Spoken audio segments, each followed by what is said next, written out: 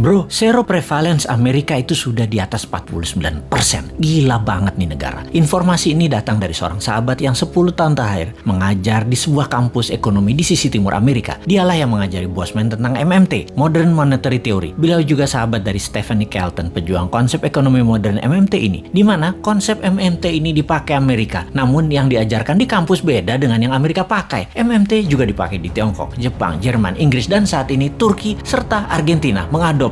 Untuk Indonesia, tenang, kalau Newman jadi pegang kendali pasti pakai MMT. Pada sabar ya, dan terus berjuang memintarkan masyarakat. Lihat ilmunya, fokus di ilmunya, dan jangan fokus di populernya seseorang, karena kebanyakan mereka ingin menarik di panggung politik, fokusnya membuat populer saja. Seperti para calon-calon saat ini, mencari populer tanpa punya konsep bernegara. Kembali ke informasi sepotong di atas. Pertanyaan di kepala saya selanjutnya adalah, apaan tuh seroprevalence? Sehingga saya pun bertanya kepadanya. Seroprevalensi adalah jumlah individu dalam suatu populasi yang menunjukkan hasil positif baik untuk penyakit tertentu berdasarkan spesimen serolog atau serum darah. Jadi, menurut sahabat saya ini, di Amerika kekebalan tubuh imunitas terhadap COVID lebih dari 49,1% dari populasi. Dan ini hebat, ditambah yang telah berhasil divaksin adalah 13,7% saat ini. Maka Amerika sudah mendekati herd immunity. Ya terang saja nonton final NBA kemarin pada nggak pakai masker. Kenapa hebat? Karena mayoritas kekebalannya didapat dari alami, yaitu natural herd immunity. Gak heran dalam diskusi di Clubhouse, Elon Musk mengatakan, unvaccinated sperm